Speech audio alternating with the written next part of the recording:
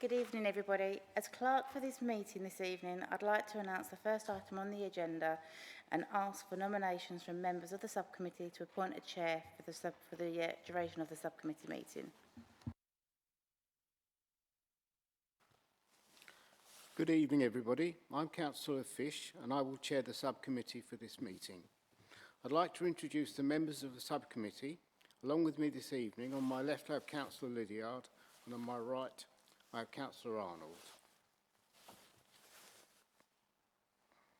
Also in attendance are the licensing officers on this side, Paul Adams and Liz Cox, legal advisor Lois Bland and Clerk Kenna Healy. In the case of an emergency, please evacuate the building using the nearest available exit and congregate at the assembly point outside the college opposite the civic offices located at New Road Roundabout. Item 1 on the agenda is apologies, and I haven't received any apologies. Item 2 on the agenda, urgent business. I haven't been advised of any items of urgent business. Item 3 on the agenda, can I invite members of the subcommittee to declare any interests? No, none of us have any interests. Item 4 on the agenda, determination of an application for a review of a premises licence. I'd like to explain the process of the hearing. Firstly, the licensing officer will present their report. Following this, members and all relevant parties will have the opportunity to ask any questions. Then each party will be given the opportunity to give their case.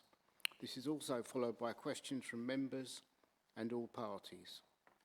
Once everyone has presented their case, all parties will have time to give a closing summary with the licence holder having the final say. The subcommittee will then retire to consider its decision and will be accompanied by the clerk and legal advisor. Does anyone have any questions? No. Do any of the parties have any further requests, in particular, permission for another person to appear, other than specified in their advance notice, for permission to cross-examine or any other requests? No.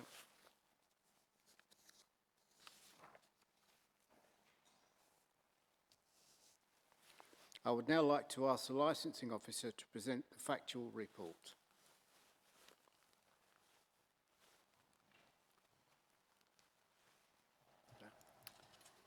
Thank you, Chair. An application has been received from Thurrock Council's Environmental Protection Team to review the premises licence for the new courthouse, 39 King Street, Stamford-le-Hope. The review is on the grounds of prevention of public nuisance. Representations were also received from a local resident and Essex Police.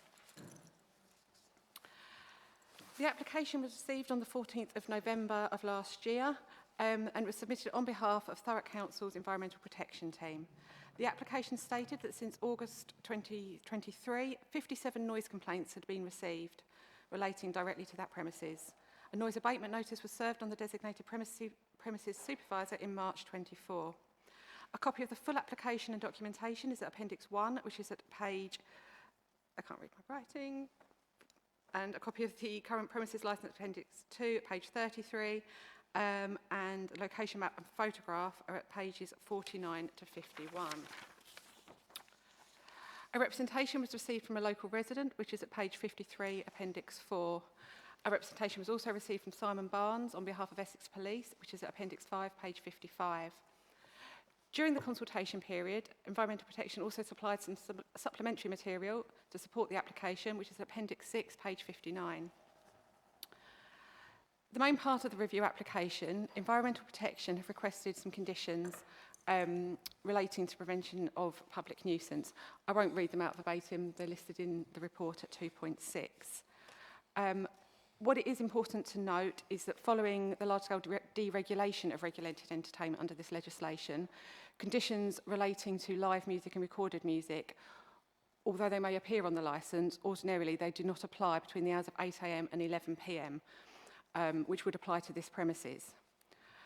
Section 16.55 of the statutory guidance under Section 182 of the Licensing Act says, on a review of a premises licence or club premises certificate, Section 177A subsection 3 of the 2003 Act permits the licensing authority to lift the suspension and give renewed effect to an existing condition relating to music. Similarly, under Section 177A subsection 4, a licensing authority may add a condition relating to music as if music was still a regulated entertainment and as if that premises licence or club premises certificate licensed the music. In both instances, the condition should include a statement that Section 177A would not apply to the condition. The premises licence holder was notified about the review application on the 14th of November in accordance with the legislation, and the next day it closed the premises with immediate effect and submitted an application to remove the designated premises supervisor. A copy of the email, I think, has been circulated explaining the actions they did take immediately at the premises. Under the Licensing Act, the licensing objectives are the prevention of crime and disorder, public safety, prevention of public nuisance and protection of children from harm. Any representation must relate to a particular premises and must be relevant to promotion of one of the 4 objectives. Following hearing all of the information and evidence this evening, the following options are available to the subcommittee. To do nothing with the licence, to modify the conditions of the premises licence, which can include adding new conditions or altering existing conditions, the removal of the designated premises supervisor from the licence, to suspend the licence for a period not exceeding 3 months, or to revoke the licence. The subcommittee are advised that the final decision should be based on the individual merits of this application and findings of fact made at this hearing, and this application must be determined within 5 working days of the conclusion of the hearing in accordance with paragraph 26 of the Licensing Act 2003, Hearings Regulations 2005. Thank you. Thank you. Do members have any questions of the Environmental Health Officer? Sorry? No. Sorry. Do members have any questions of the Licensing Officer? No? Okay. Does the licence holder or Environmental Health Officer have any questions of the Licensing Officer? No. Okay. No, okay. I'd now like to ask the Environmental Health Officer to present their report.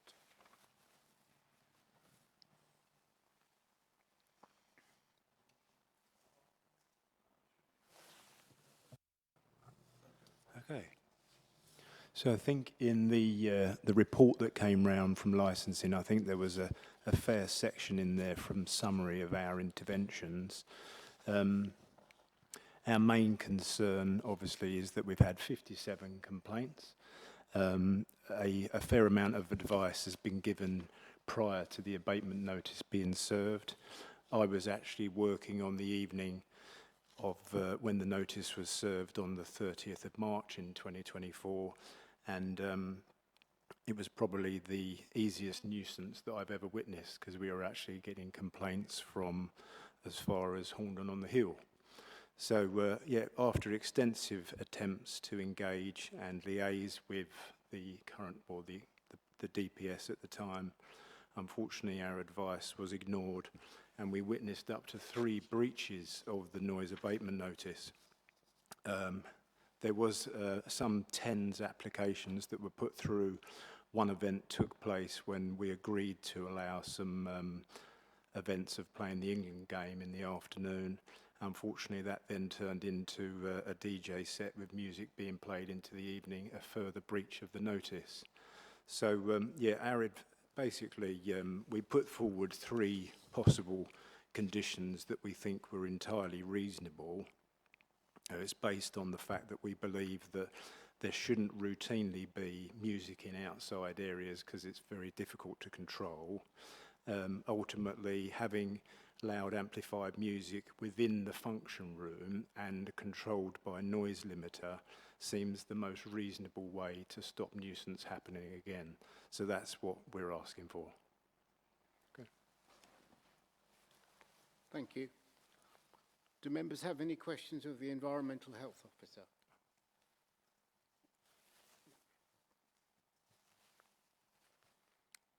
Does the licensing officer or licence holder have any questions of the licensing officer? No, thank you.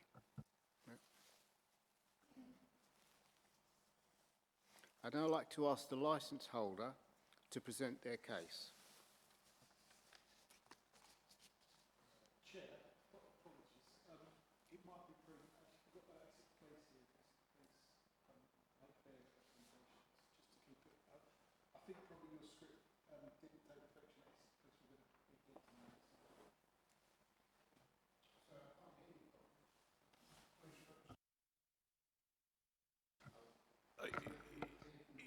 Yeah, it would be useful to hear from the police representative now and then go to the licence holders. Sorry.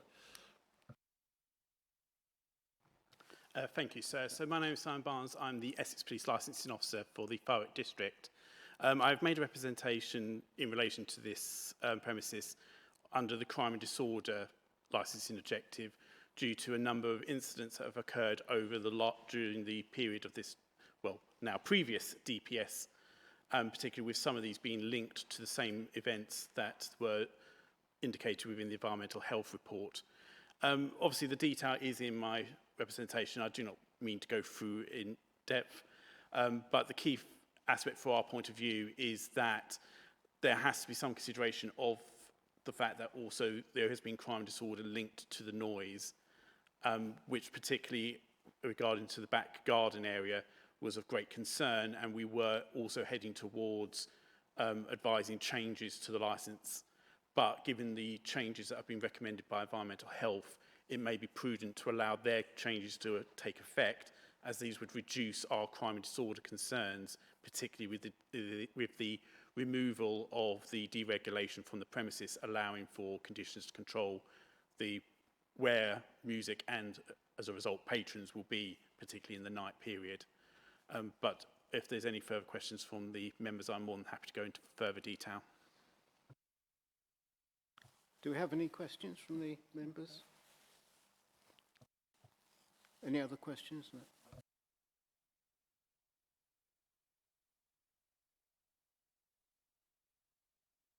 I'd now like to ask the licence holder to present their case.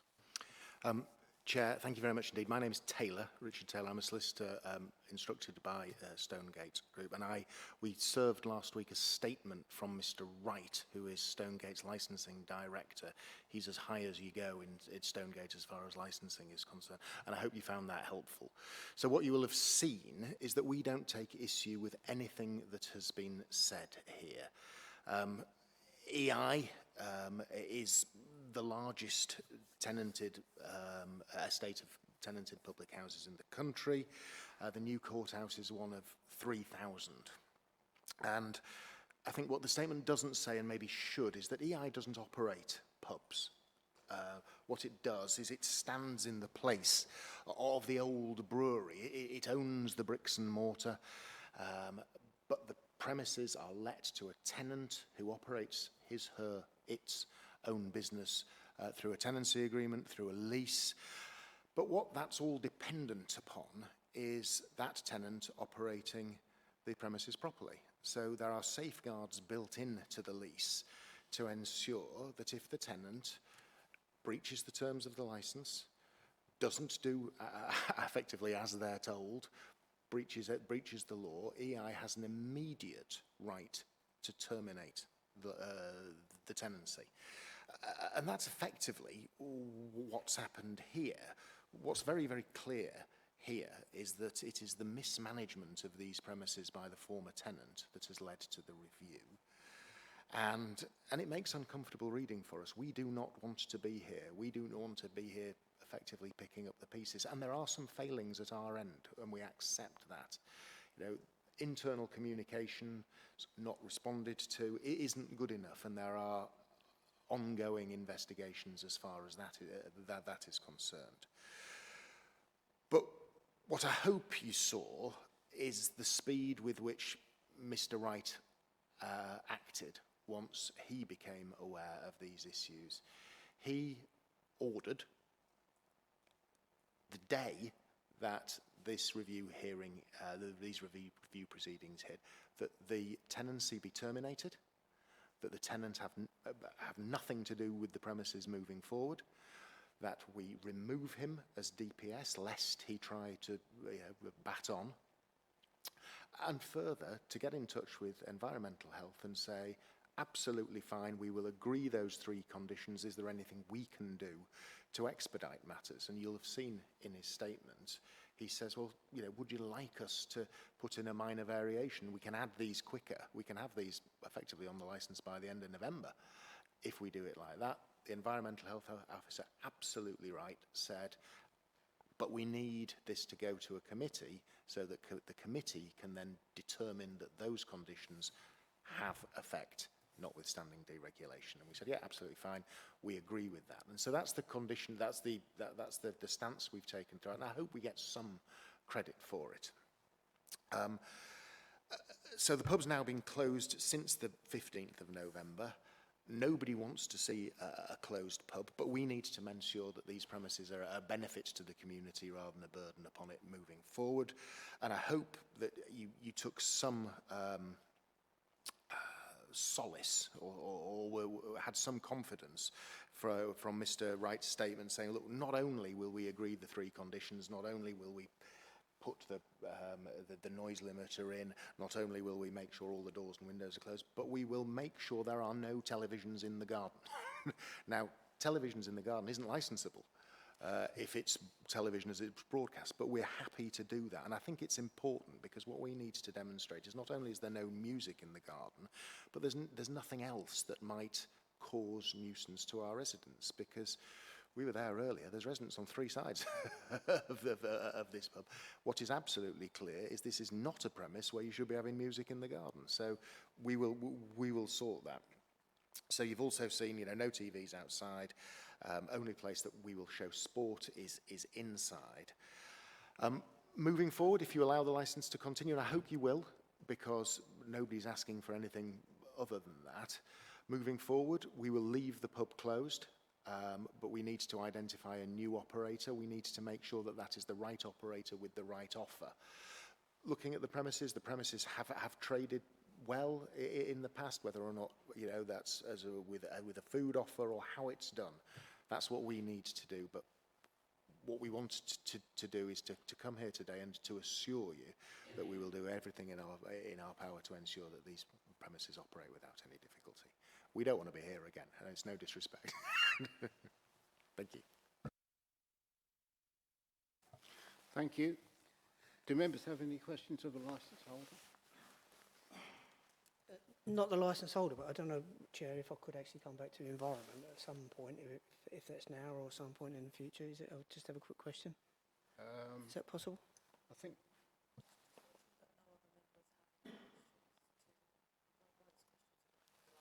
Yeah. No, I'm happy with your statement. Just before you ask the question, your question, because you could ask the question of the environmental health as well. Thank you, Chair. Right, so what I'd like to know is why it only came to light when you had the notice of the review that there'd been this problem, because it was ongoing for quite a while before you were aware of it, and how are you going to prevent that kind of issue happening in future? So it is on, sorry. So good evening, Paul Wright from EI Group. So it only came to my attention on when the review papers sort of landed on in my inbox. What measures we're going to put in place going forward is the important piece here. So depending on what the committee obviously imposing conditions, even if they don't, we will submit a minor variation to what's in the bundle pack to ensure there's no nuisance to the residents going forward. But there's a number of other measures that we can put in place. So obviously we will seek the right DPS to run the premises going forward. That is crucial because they're in day-to-day control. There's an investigation taking place regarding the regional manager and the communication within the business. But there's a new regional manager who will be overseeing the premises. His name is Andrew, who we will introduce to the local authorities. And clearly, it's got my ear. I'm here this evening. I will keep very close to the situation. If the authorities have any concerns of the premises, they can reach out to me directly. Thank you. So you can ask your. Thank you, Chair. I mean, perhaps it is actually for the licence holder. Maybe sits in the middle. I don't know. I was just curious about the sound protection in the function room or the red room. I think it's maybe referred to as. Is it the same room basically? Yeah. Are there going to be any modifications to the soundproofing, etc., to the room? Because at the minute, I think if windows, doors, etc., are closed, I mean, how effective is that going to be? Because with the best will in the world, maybe at some point in the future during a hot summer or whatever, if it's not particularly air conditioned correctly, doors, windows will open, and that this is going to be a very hard thing to police. So just maybe if you could just expand on that. Yeah, well, the long and short of it is that what we need to do is we need to have an acoustic survey done of the function room. We then need to work out if there's going to be music played within it, how loud that can be so that it's not, it doesn't cause any nuisance. And you end up with a situation where the better the sound attenuation within, the louder you can have the music. If there's no sound attenuation, you can't have music at any particular volume. The better you have it, the louder it can be. Now, the conditions say you'll put a noise limiter in place, and it'll be set alongside environmental health. So the way that's done is we put the limiter in, turn the music up, environmental health stand outside and say too loud, too loud, too loud, and we're turning it down all the time. Fine, and then it's cut. Then it's locked. Now, what you can then do, once it's locked, if you make any further sound attenuation works, whether or not that's acoustic curtains, whether that's extra glazing, whatever that may be, then we can always go back and say, actually, can we have another look at those levels now? But what we're absolutely clear about here is we do not want music, and there isn't a pub where music played inside should cause a problem outside. And that's what we're committed to here today. The conditions say you'll keep your doors and windows closed. Now, we've got to do that. It would be a breach of the conditions and a criminal offence to do that. So it's very, very important that it's done and it's done properly. And there may be you may end up in a position, and we've had this before, where you say, well, it's going to be warm, but we want the windows open. Well, in which case, if the windows are open, we can't have the music. So you get to a position as well, are we going to need to put aircon in moving forward? So it's always movable, but these conditions are absolutely the right place to start, because with the noise limiter and dealing with the noise limiter alongside environmental health and getting it set at levels that are acceptable, the communication's there, it's at agreed levels, it can't be changed unless we go back to environmental health and say we've done X, Y, and Z, can we have another look at it? So we're very, very confident of that, and we've done that. There are 4,500 pubs. For Stonegate have 4,500 pubs. This is territory we've covered before. Okay, thank you. I mean, clearly you're the experts, and I'll sort of fall into line with that. But it's just kind of flagged a little thing in my mind, you know, like just coming back to those summer months where doors get flung open. Presumably they're not locked because of maybe fire escapes, and the temptation going forward for those actually just to stay open. There's a piece of kit that we can put in. So once the noise sound limiter has been installed, you can put sensors on the door. So if the doors are open, it cuts the music off instantly. So that helps.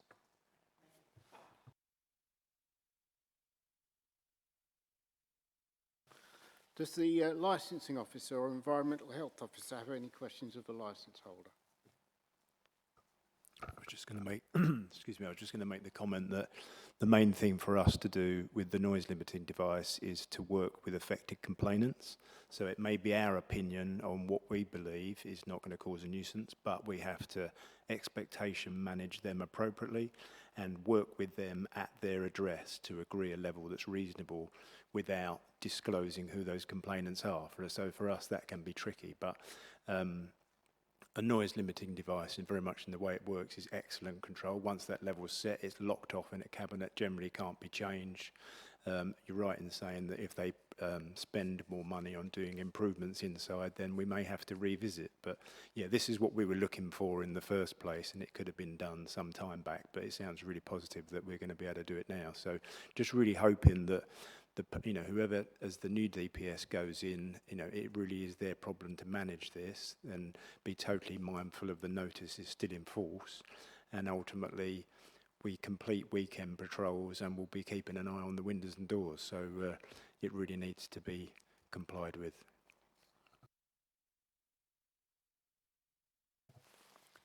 I'd now like to ask the licensing officer to summarise their case. Thank you, Chair. So you've heard from the factual report and you've heard evidence from the Environmental Protection Officer and from Essex Police. You've also heard the remedial action taken from the licence holder and their future plans. So now it's for the subcommittee to decide what actions they wish to take. Thank you. Thank you. And I'd now like to ask Environmental Health to make a closing summary statement. Well, I really only to say that it sounds very positive, the measures that they're proposing, and if we can get agreement with the conditions 1 to 3, that will certainly be a very good base for us to work with. The work then starts for us to work with the new DPS and making sure that the limit is set at the right level. Thanks. Thank you. And then I'd like to ask the licence holder to make a closing summary statement, please. Thank you, Chair. And I'll take this as quickly as I possibly can because at the end... Please.